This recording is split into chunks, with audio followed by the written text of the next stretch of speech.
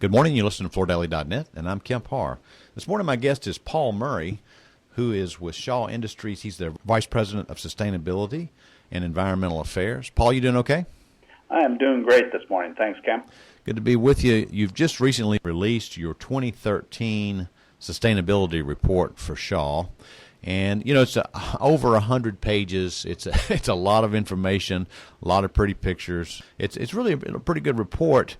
I thought we could talk about some of the highlights, if that sounds okay with you. That would be fantastic. We're really proud of the report and the team that put it together. You know, one of the things that I know you have to put in there as a result of this GRI reporting sequence, you have to put some financial information in there because, you know, it's all about the triple bottom line, and part of that's financial. One of the things that I'd like to highlight is that you're reporting in here that Shaw is a $4.8 billion company.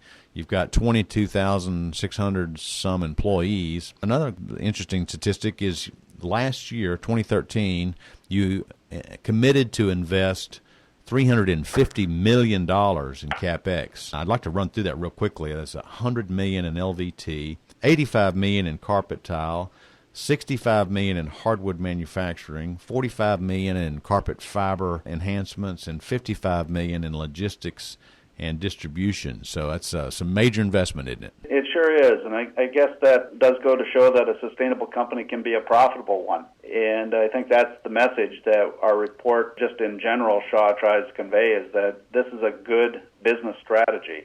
Sustainability is about driving innovation, and as well as, you know, protecting the environment and natural resources, taking care of our employees, and being financially stable. So I don't think it's a if which one of those, you know, four tenets will happen. All of them have to happen to be a sustainable company. That's what our report tries to highlight. Yeah. All right, so take us through the things that, you know, our listeners might be most interested in. I mean, like, take, for instance, I know one of the things you did in 2013 is you built some massive solar panel system over your Cartersville carpet tile plant. So give us other nuggets like that. That's a 1 megawatt power plant, basically, on the roof of our plant in Cartersville. Well, that provides about 5 to 10% of the power that we need in that factory when it's up and running and we're generating power during the day. Well, that's just one example of what we would call the circular economy that we're trying to highlight. That, you know, it's a new term that's really become popular out there in the environmental world, the circular economy, but I think Shaw has really worked on that for years, and that's really starting with design and designing products that are healthy and great for the customer, but also how we manufacture them, how energy efficient, how water efficient we are, all the way through the end of life. And so the circular economy, as the name would highlight, is that we're also worried about the take-back. So we have things like Evergreen, which takes back nylon carpet, makes it into new nylon. We have the ability to capture and use old carpet for fuel. So we're trying to have a portfolio of take-back at the end of the life, as well as then designing the next generation. And so we're really working hard on that circular economy concept and a holistic approach to business. Yeah, another thing you key in on here on the social side, you know, triple bottom lines about the people, the planet, and the profit, and you, on the social end of it, you talk about the donations you've made. You give over $4 million last year to community and nonprofit organizations, right? Right, and that really isn't even taking into account all the hours that our associates donate in the community. So that's actually hard dollars. But you know, we're really proud of some of the efforts that we've done. You know, with like St. Jude's, where if a child has childhood cancer, they can go to St. Jude's and be treated for life with no financial penalty to the family. And we're just a part of that, and we're really excited about, you know, creating products that get royalties from the product itself, you know, the butterfly effect. And efforts like that really show that the Shaw is committed to the communities we live and work in.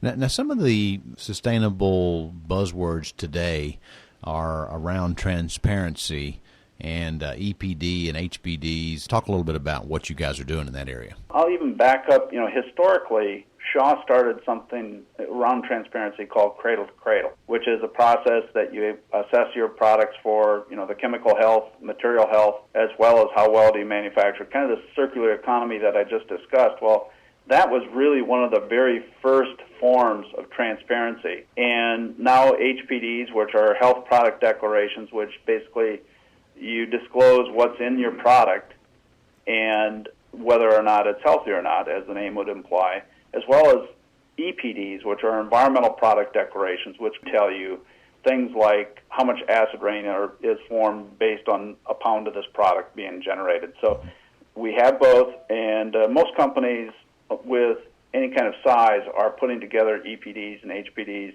because our customers are requesting them. More and more people are concerned that they're buying the right product, and we applaud that, and we really are working towards giving our customers what they need.